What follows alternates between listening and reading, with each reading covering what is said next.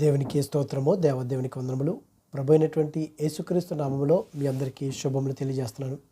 ప్రియ సహోదరి సహోదరుడా, దేవాతి దేవుడు మనకి ఈ లోకంలో ఉన్నటువంటి ఈ సృష్టిలో నుంచి అనేకమైన వస్తువుల నుండి, లేకపోతే పక్షుల నుండి, జంతువుల నుండి, పురుగుల నుండి, మనుషుల నుండి అనేకమైన పాఠాలు నేర్చుకోవటానికి దేవుడు మనకు వాటిని చూపిస్తూ ఉంటాడు. అవును కదా. మనము చూసినటువంటి ప్రతి దాని నుండి ఒక పాఠం నేర్చుకోవాలి. ఒక మనిషిని చూస్తున్నామంటే అతనిలో ఉన్నటువంటి మంచి విలువలు మనం తీసుకుని మనం జీవించాలి. ఈ సృష్టిని మనం చూస్తున్నామంటే సృష్టి మనకి నేర్పిస్తుంది, సృష్టి నేర్చుకుంటుంది. సృష్టి దేవుని యొక్క మాటలు వింటుంది, కానీ మనము దేవుని యొక్క మాట వింటలేదు, దేవుని యొక్క మాటకి మనము లోబట్టలేదు. తల్లిదండ్రులకు బిడ్డలు లోబట్టలేదు అనేక మంది, భర్తలకు భార్యలు లోబట్టలేదు అనేక మంది, లేకపోతే భార్యలు భర్తలకి, భర్తల భార్యలకి లోబట్టలేదు. కానీ సృష్టి దేవునికి లోబడుతుంది. సృష్టిలో ఉన్నటువంటి ప్రతి జీవి కూడా దేవుని యొక్క మాట వింటుంది, మాటకి లోబడుతుంది. ఎంత గొప్ప భాగ్యం అండి.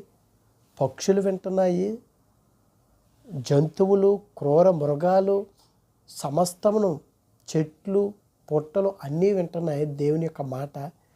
కానీ తన స్వాస్థాలతో చేసినటువంటి మనిషి దేవుని యొక్క మాట వినకపోవటం ఎంత భయంకరమండి. వినటానికి నిజంగా వినసంపుగా ఉంది ఈ మాట, కానీ మనము దేవుని బిడ్డలు అని పిలువబడుతున్నాం కదా బయట. ఎంత విధేయత కలిగి మనం జీవించాలి. ఈ దినాన ఒక చిన్న ప్రాణి నుండి మనం అనేకమంది పాఠాలు నేర్చుకోవాలి. పాఠాలు నేర్చుకోవాలంటే ఏవేవో పెద్ద పెద్ద అని కాదు, కానీ చిన్న వాటి నుండి కూడా మన జీవితాన్ని మనం మార్చుకోవచ్చు. చిన్న చిన్న ప్రాణుల నుండి కూడా మనం ఎన్నో పాఠాలు నేర్చుకోవచ్చు అని దేవుని యొక్క వాక్యం సెలవుస్తుంది. సొలొమోను గారు రాసినటువంటి సామెతల గ్రంథంలో చూసుకున్నట్లయితే సామెతల 30వ అధ్యాయము దేవుని యొక్క వాక్యం సెలవుస్తుంది. దీన్ని యాకే కుమారుడైనటువంటి ఆగూరు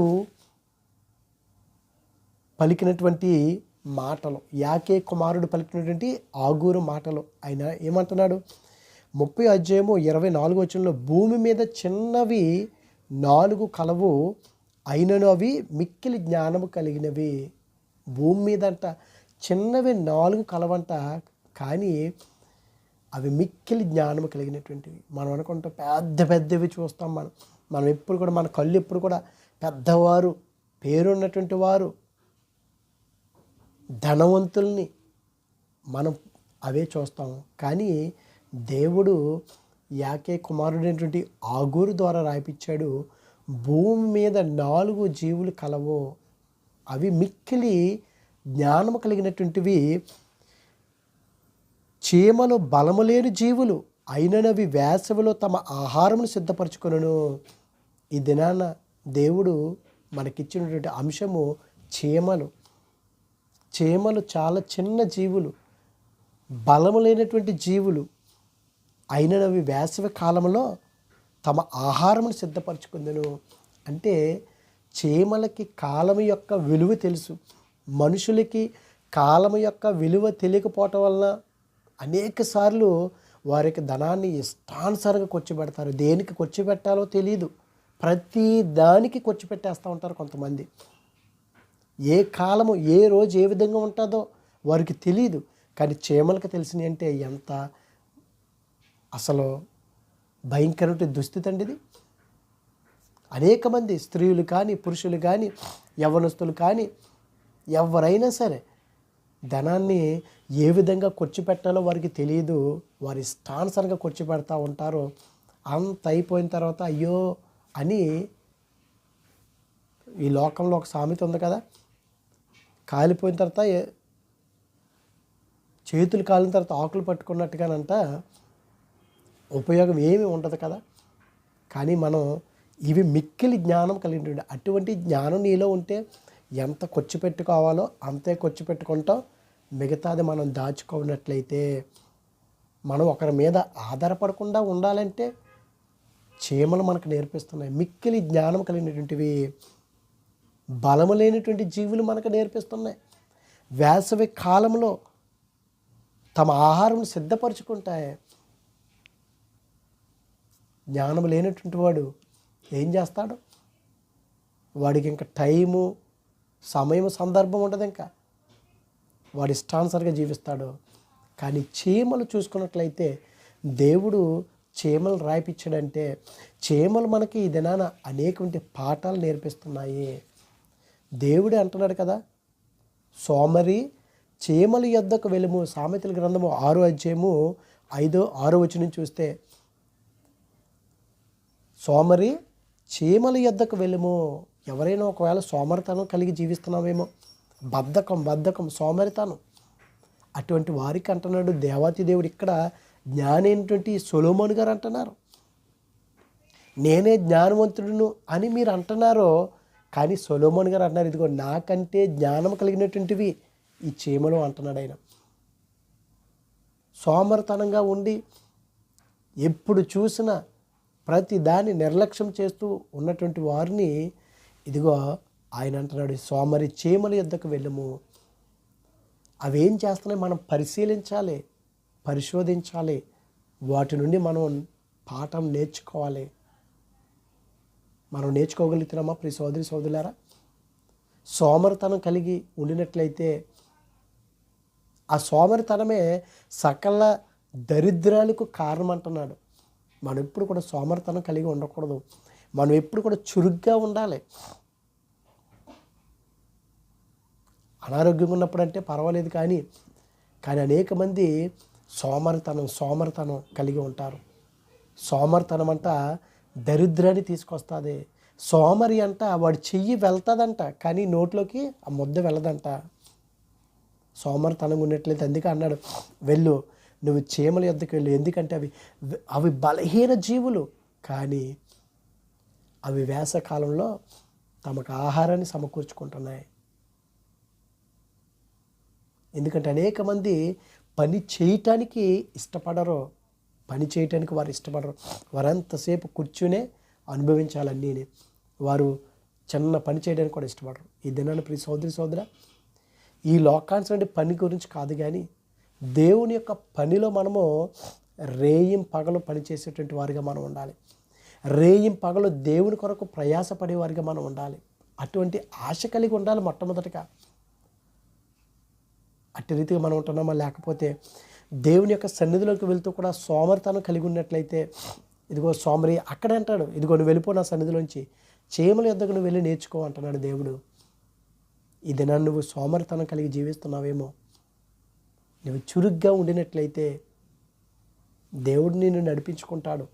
ఆయనకి ఇష్టమైన బిడ్డగా జీవింపచేస్తాడు. ఆయన అంటున్నాడు, వాటి నడతలను కనిపెట్టి జ్ఞానం తెచ్చుకొనము. ఎందుకు సోమరిని వెళ్ళమంటున్నాడు? వాటి యొక్క నడతలు, అవి ఏ విధంగా నడుస్తున్నాయో, అవి ఏ విధంగా పని చేస్తున్నాయో, వాటి యొక్క నడతలని కనిపెట్టి జ్ఞానం తెచ్చుకొనము. చీమల యొద్ద నుండి మనం జ్ఞానం తెచ్చుకోమంటున్నాడు దేవుడు. ఈ లోకంలో నుండి కాదండి. దేవుడి యొక్క వాక్యం ఎంత విలువైనదని. జ్ఞానం ఎక్కడైనా మనకు దొరుకుతుందా? ఎక్కడి నుంచి అయినా తెచ్చుకోగలమా? నేర్చుకోవాలి. చూసి మనం నేర్చుకోవాలి. అదే జ్ఞానాన్ని మనకు కలిగిస్తుంది. ఇదిగో కనిపెట్టి జ్ఞానం తెచ్చుకొని, చీమల యొద్దకు వెళ్ళి నువ్వు వాటిని కనిపెట్టి జ్ఞానం తెచ్చుకోమని దేవుని యొక్క వాక్యం చేస్తుంది. ప్రియ సోదరి సోదర, చీమలు బలహీన జీవులు. చీమలు ఒక క్రమశిక్షణ కలిగినటువంటివి. చీమలు శ్రమ పడేటువంటి శ్రామికులంట. నిత్యము కూడా శ్రమ పడతాయంట. అవి నిత్యము పని చేస్తూనే ఉంటాయంట. అటువంటి పనితత్వం కనుక మనం కలిగినట్లయితే ప్రభువులో నిజంగా పరలోక భాగ్యం దక్కించుకుంటే, కొంతమంది అసలు వారు సమయము అని చూడరు. ఏ క్షణమైనా సరే దేవుని యొక్క పనిలో నిమగ్నమైపోయి ఉంటారు. అటువంటి వారు కావాలి దేవునికి. మనం ఎప్పుడు బద్ధకస్తులుగా ఉండకూడదు, సోమరులుగా ఉండకూడదు. ప్రార్థన అంటే ఇప్పుడు కాదులే అంటాం కాదు. వాక్యం వినటమంటే, వాక్యం చెప్పడం అంటే ఇంకా సమయం రాలేదు అని అంటాం కాదు. మనం దేవుని యొక్క వాక్యం చేస్తుంది, చీమల యొద్దకు వెళ్ళము, వాటి నడతలను కనిపెట్టి జ్ఞానము తెచ్చుకొనము. వాటికి న్యాయాధిపతి లేకున్నాను. చూడండి ప్రియ సోదరి సోదరులారా, వాటికి న్యాయాధిపతి లేదు. ఇశ్రాయేలు ప్రజలు న్యాయాధిపతి ఉంటే ఒక విధంగా వారు ప్రవర్తించేవారు.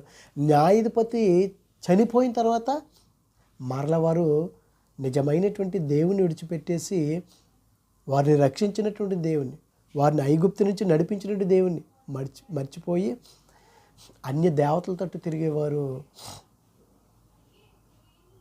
న్యాయాధిపతి ఉంటేనే, న్యాయాధిపతి లేకపోతే వారి ఇష్టానుసారంగా జీవించేవారు.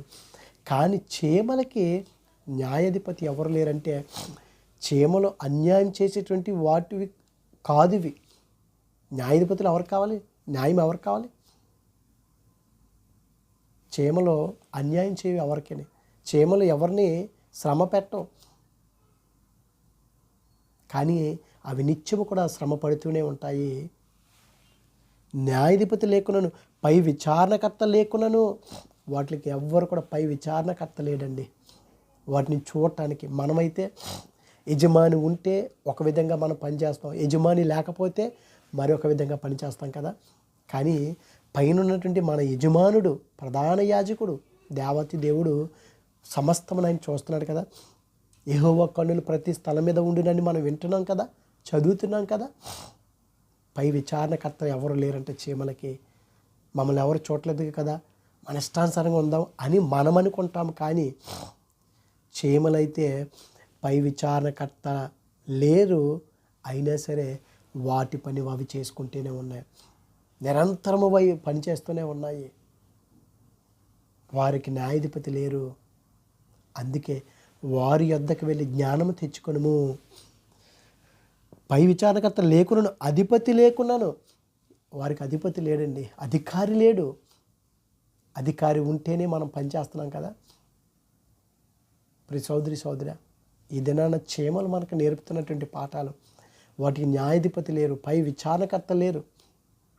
ఇదిగో అధిపతి లేకున్నాను.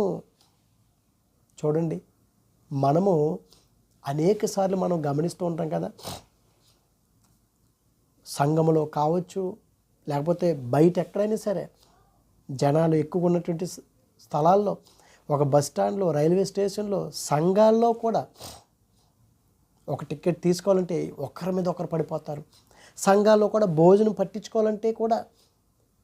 కానీ చీమలు మనకి ఒక క్రమశిక్షణ నేర్పుతున్నాయి. క్యూ కట్టడం చీమల యొద్ద నుండే. అవి యజమాను లేకున్నా, ఉన్నా లేకున్నా, న్యాయాధిపతి ఉన్నా లేకున్నా, పై విచారణకర్త ఉన్నా లేకున్నా, అవి క్రమమైనటువంటి మార్గంలో వెళ్తున్నాయి, సరైనటువంటి మార్గంలో వెళ్తున్నాయి. వాటి ఇష్టానుసారంగా వెళ్ళిపోవట్లేదు.